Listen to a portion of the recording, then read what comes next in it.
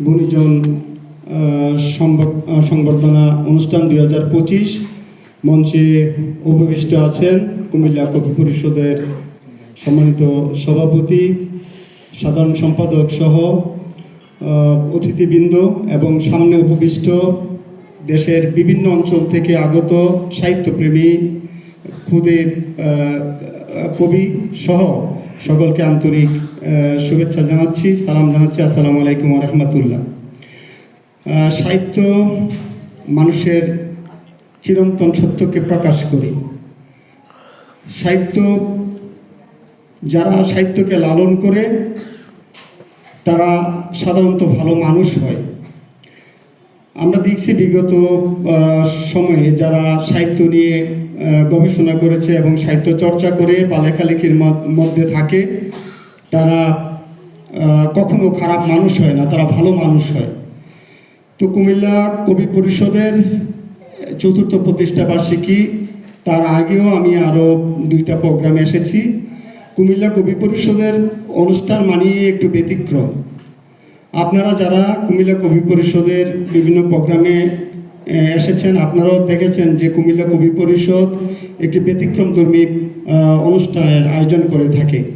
একটু আগে আমাদের সোলেমান ভাই বলেছেন যে কুমিল্লা কবি পরিষদই বাংলাদেশে সর্বপ্রথম প্রত্যন্ত অঞ্চলের স্কুলগুলোতে খুদে কবির সন্ধানে নামে একটি প্রোগ্রাম হাতে নিয়েছে এবং কুমিল্লা জেলার 17টি উপজেলায় প্রায় 50-এর অধিক স্কুলে আমরা এই কবিতা প্রতিযোগিতার আয়োজন করেছি এবং আমিও বেশ কয়েকটা স্কুলে বিচারক হিসেবে ছিলাম।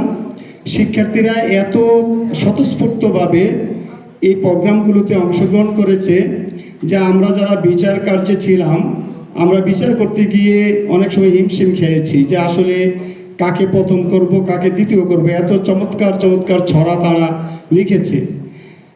আমরা একটি স্কুলে গেছি, সেটা শশীদল ইউনিয়ন উচ্চ বিদ্যালয় নামে। ওখানে আমরা ফার্স্ট, সেকেন্ড, থার্ড যাদেরকে করেছি, তার বাইরে এমন শিক্ষার্থী ছিল মানে খুদে কবি, যারা প্রথম, দ্বিতীয়, তৃতীয় স্থানে আসতে না পেরে কান্নায় ভেঙে পড়েছে। আমরা তাদেরকে সান্ত্বনা দিতে গিয়ে আমাদেরও চোখে জল আসছে।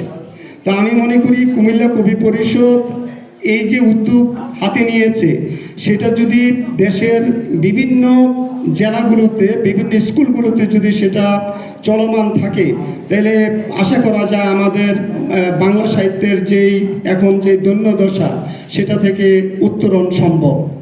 আরেকটা পাশাপাশি এখানে অনেক গুণী কবিজন আছেন। আরেকটা বিষয় আমি আহ্বান করতে চাই যে আমাদের স্কুলগুলোতে সাংস্কৃতিক প্রতিযোগিতা হয়। ওই সাংস্কৃতিক প্রতিযোগিতাগুলোতে আমরা সাধারণত পুরস্কার হিসেবে বিভিন্ন মেলামাইন অথবা কাচের জিনিসপত্র ইত্যাদি আমরা উপহার দিয়ে থাকি। আমরা যদি প্রত্যেকটা স্কুলের এই স্পোর্টসগুলোতে যদি আমরা বই উপহার দিতে পারি, যারা প্রথম, দ্বিতীয়, তৃতীয় হয় বিভিন্ন ইভেন্টে, তাদেরকে যদি আমরা বই উপহার দিতে পারি, তাহলে সারা বছরই যারা মোটামুটি যারা লেখালেখির সাথে সম্পৃক্ত আছে, যারা বই প্রকাশনা করে, তাদের বইয়ের একটা প্রচলন, বিক্রির একটা যেমন চাহিদা বাড়বে, পাশাপাশি শিক্ষার্থীদেরও বই পড়ার প্রতি একটা অভ্যাস গড়ে উঠবে। আমি যারা এখানে প্রকাশনী আছেন বা যারা গুণী কবি আছেন, তাদেরকে বিনীতভাবে অনুরোধ করব, যদি কোনোভাবে যদি আমাদের জাতীয় যে কবি আছে, তাদের মাধ্যমেও যদি স্কুলগুলোতে যদি এই পুরস্কারের ব্যবস্থা করা যায়, বই পুরস্কার দেওয়ার ব্যবস্থা, তাহলে আমি মনে হয় যে আমাদের এটা আরও বেশি ফলপ্রসূ হবে।